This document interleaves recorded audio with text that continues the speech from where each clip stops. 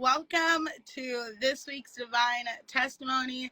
We have our third, wow. We have our third Women of Virtue with us here, Miss Lesley High. Woo! So today we are going to get into some questions and pretty much get into Lesley's testimony. But first, I'm going to let Lesley tell you a little bit about herself. Okay, so my name's Lesley High. I'm from Canada. I grew up there, and I'm homeschooled. All right, so the first question I'm going to ask you, Lesley, is what is God calling you to do through this ministry? All right, I think basically to give encouragement and hope to like women in any way, like for those who are like who feel like there's nothing left for them or something, Yeah. That's great. And I truly love the addition that you and your sister bring, because I know you guys already have Beauty Over Brokenness, which is you guys' ministry, right? So I think it's great that God is also using you in this ministry to do the same thing. Mm-hmm. So the second question is, what is the craziest thing that you've believed God for? Okay, well, I guess like when we moved from Canada to here, I was like really like I don't know, I was scared, I guess, because I didn't know. And I guess I just like I asked God to like give me friends and like make this feel like home.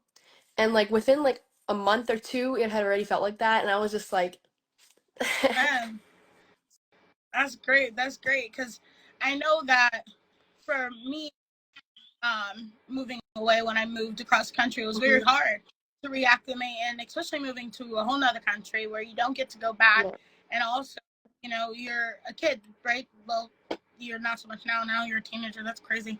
But you don't have as much, freedom to travel when you want to, or do this or that, because you have school and you have parents, and so just trying to get reacclimated. That's definitely a big step to believe God for.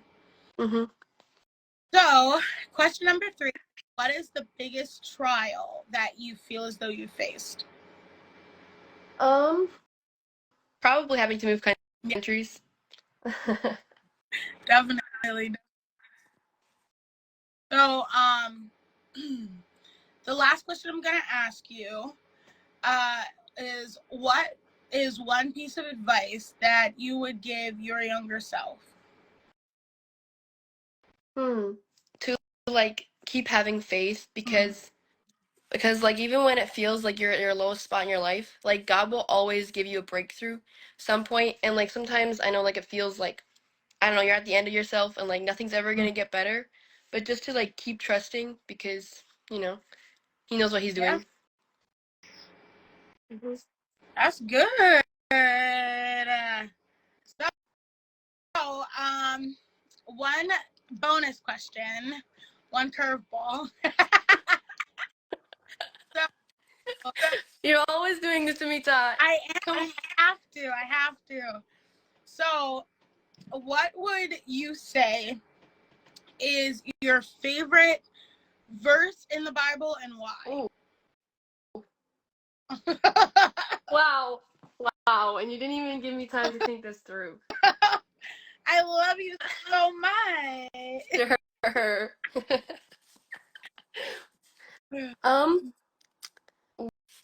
Psalms 46 verse 5, I think. Yeah. All right. It's something like, if God dwells in the city, it cannot be destroyed. Yeah. I'm not sure. I don't know. I don't have it memorized, but like, yeah, that's definitely my favorite. Okay. So why would you choose that one though? I don't know. I just like how it's like, if God dwells in you, like I think that you're like as the city, if God dwells in you, like you cannot be destroyed, no matter like what the devil wants to throw at you.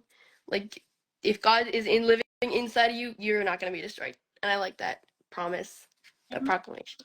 Amen.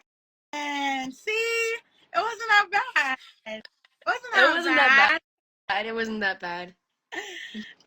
But that's such a good word, and I feel like so many of us truly need that, right? Is to understand that no matter what the enemy throws at us, no matter what we go through, what we encounter, whether it's right, because our small might be somebody else's really big, right? And somebody else's really big might not be that big for us. But each of us have our own different trials where the enemy will try to come up against us. And I think it's very beautiful that you shared that verse with us, because it's very important for us to remember that no matter what, God is going to be with us, and he is going, like, we can't fail. We can't be destroyed. The enemy's going to do what the enemy's going to do. Be all ratchet. And we're fine. Oh, look at Janessa. She said that was a great testimony. See you, Lesley. Yeah. I'm not always throwing under the bus. But all right, guys, we had a very short and sweet testimony this week, but it was such a great testimony, because I feel like so many times, because Lesley, she's 16, right? You're 16? I thought so. Yeah. But with Lesley being 16, a lot of people, and one thing that I love about one verse that I love in the Bible is when it tells us not to allow somebody to despise us because of our youth, right?